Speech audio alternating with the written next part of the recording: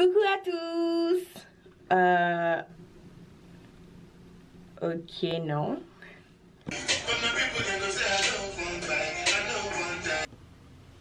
Coucou à tous, bienvenue sur Bantu Flow.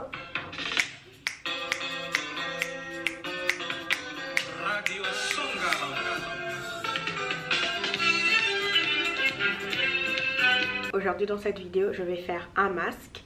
Et je vais aussi répondre à des questions. Je ne sais pas ce que je suis en train de faire, mais je vais aussi répondre à des questions que vous m'avez posées sur Instagram.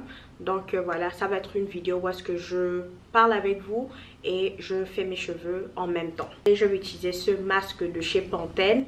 Et vous avez dû voir que j'ai déjà utilisé ce masque dans 2 vidéos. La première vidéo, c'était une vidéo où est-ce que j'expliquais comment est-ce que j'arrivais à démêler mes cheveux avec le masque. Et la seconde vidéo, c'est une vidéo IGTV que j'ai postée sur Instagram. C'était aussi une très belle vidéo où est-ce que je faisais plutôt une routine du soir. Donc si vous êtes intéressé à voir une vidéo comme ça, n'hésitez pas à partir sur mon Instagram et aussi vous abonner là-bas et rester au courant des choses que je fais. La deuxième chose que je vais utiliser, c'est l'huile de pépins de raisin. Et je pense que je vous en ai déjà beaucoup parlé de cette huile. La bouteille est un peu crado. Je ne sais pas si vous voyez ça sur la caméra, mais la bouteille est crado dans la crado sens. Bref. En fait, ce que je vais faire, c'est que je vais mettre mon masque et je vais aussi mettre de l'huile de pépins de raisin par-dessus. Parce que j'ai vu qu'une autre fille ici sur YouTube le faisait sur ses cheveux. Et bah, comme vous le savez, YouTube, bah, c'est un espace où est-ce que moi-même j'apprends aussi à prendre soin de mes cheveux. Donc voilà, je vais essayer un peu sa technique et voir si ça marche. C'est quoi le bénéfice en fait de mettre de l'huile avec un masque? C'est juste parce que le masque va venir apporter de l'hydratation à mes cheveux. Et en mettant l'huile, en fait, l'huile va non seulement sceller l'hydratation mise, apportée par mon masque, mais l'huile aussi va me permettre d'apporter de la brillance sur mes cheveux. Je sais pas si vous pouvez remarquer, mais mes cheveux sont assez la couleur n'est pas, ça brille pas en fait, et ça a l'air sale et c'est sale, et c'est pour ça que cette vidéo est importante. J'utilise mon spray pour vaporiser de l'eau tiède. Comme vous le savez, j'utilise de l'eau tiède parce que ça m'aide à... Ça aide en fait le produit à pénétrer beaucoup plus facilement dans mes cheveux. Donc c'est pour ça que j'utilise de l'eau tiède.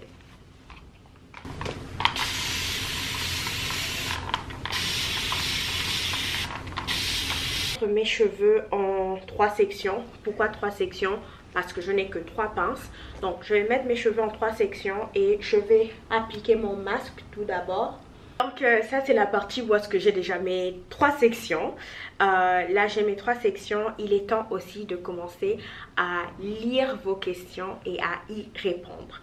Certaines des questions sont aussi en espagnol.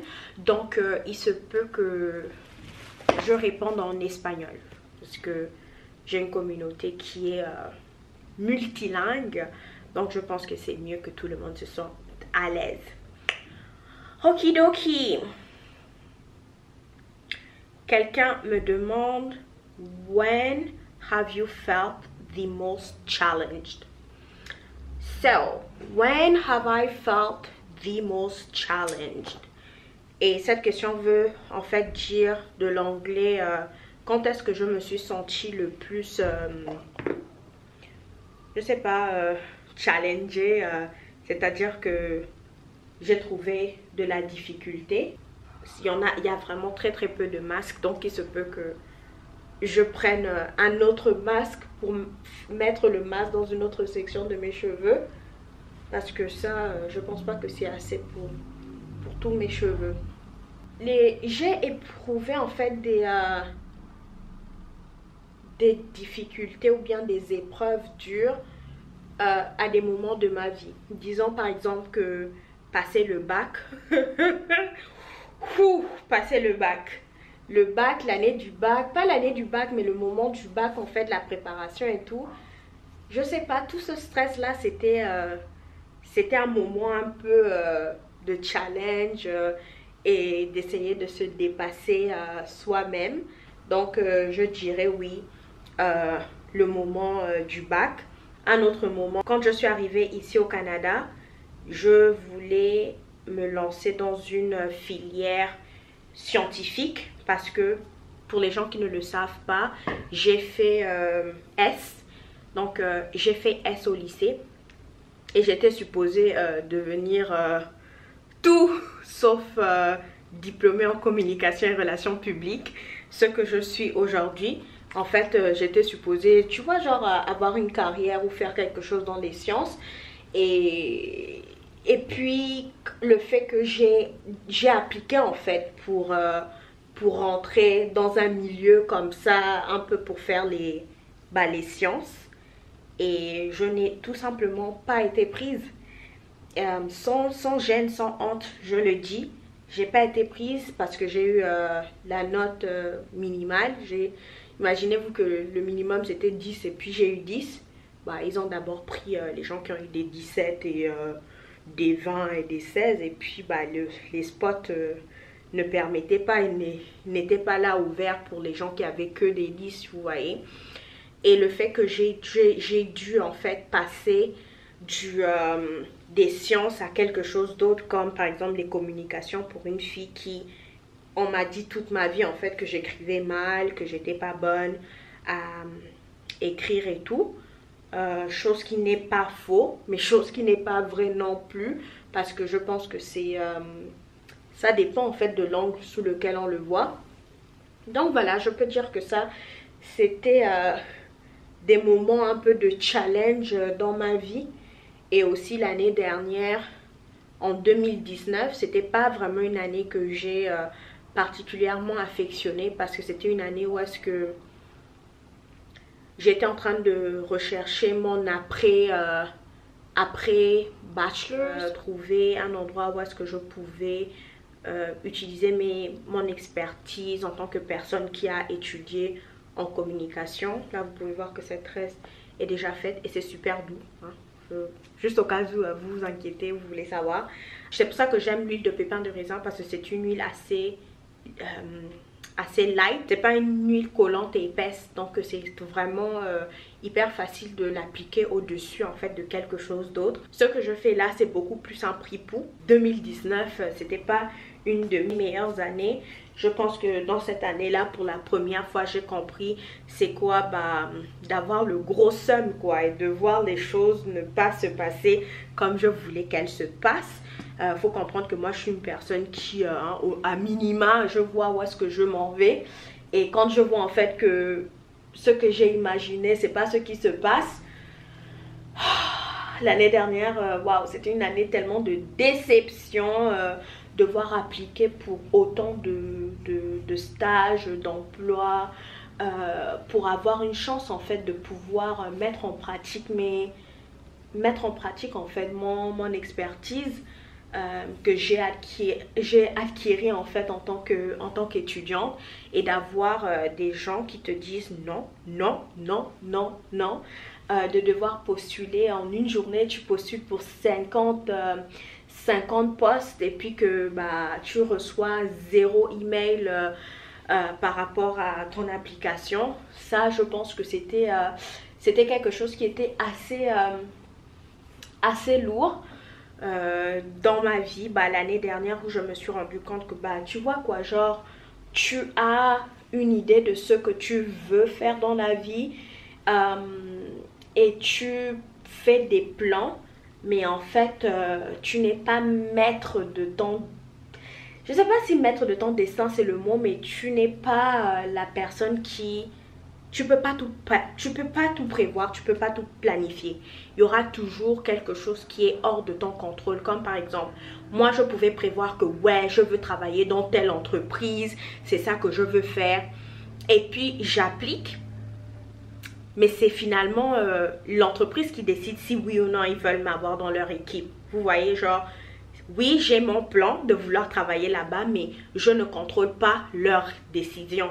Et même si j'ai un portfolio, ou bien même si j'ai un CV qui est vraiment bien et tout, ça n'empêche pas que ça n'empêche pas qu'ils vont dire non pour leurs raisons en fait. Ça ne veut pas dire que je ne suis pas une bonne personne ou bien que je n'ai pas les aptitudes, mais ça veut tout simplement dire que non, juste non.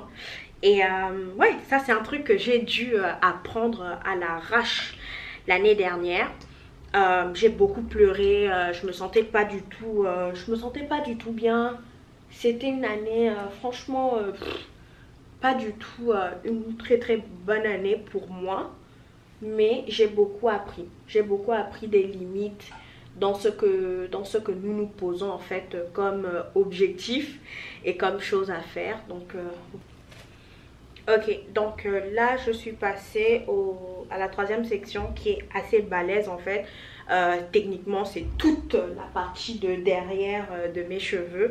Donc c'est une grosse section de cheveux et j'ai quasiment, alors là j'ai quasiment plus de masque.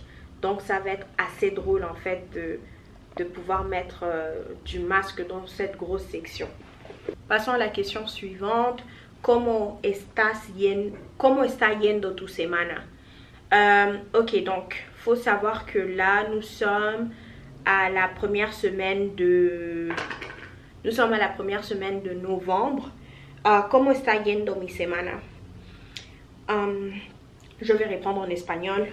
Mi semana, muy bien. Diría que tengo muchísimo trabajo. Ahora mismo como que tengo muchos planes y cosas que quiero hacer.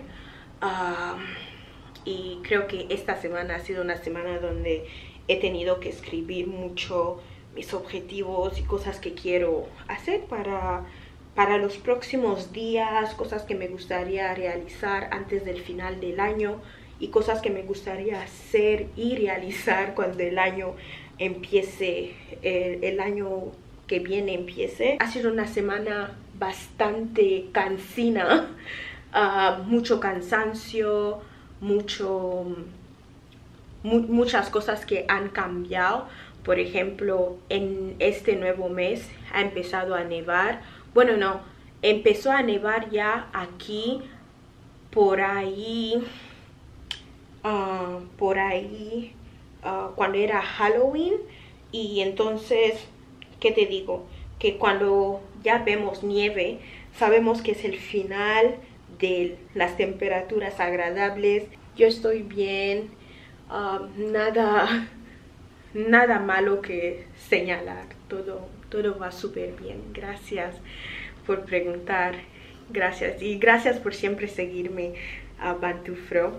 Y por si acaso os estáis preguntando lo que estoy haciendo, estoy preparando mi cabello. O sea, lo que estoy haciendo es estoy trayendo hidratación a mi cabello y añadiendo la mascarilla que le va a aportar hidratación a mi cabello y el aceite le va a aportar a mi cabello más brillo. Entonces eso es lo que estoy haciendo.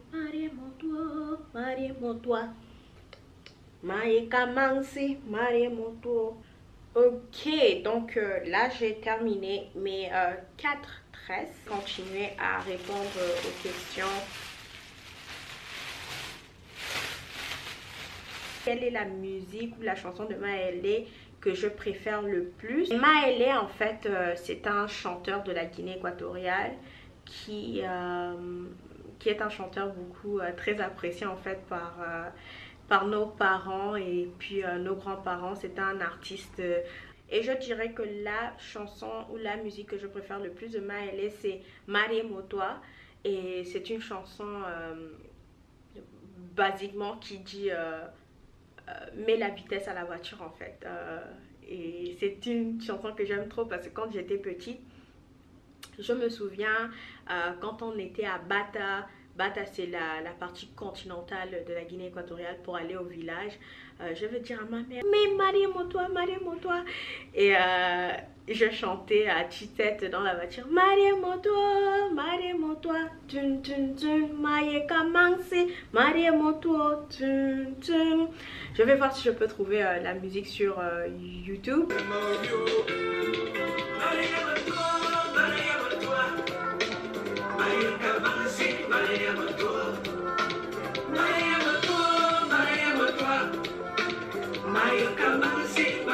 Donc si vous voulez savoir de quoi a l'air une société, bah regardez le type de musique en fait qui se fait dans cette société là et vous aurez à peu près une image ou une sensation de l'état en fait politique, culturel, social du pays.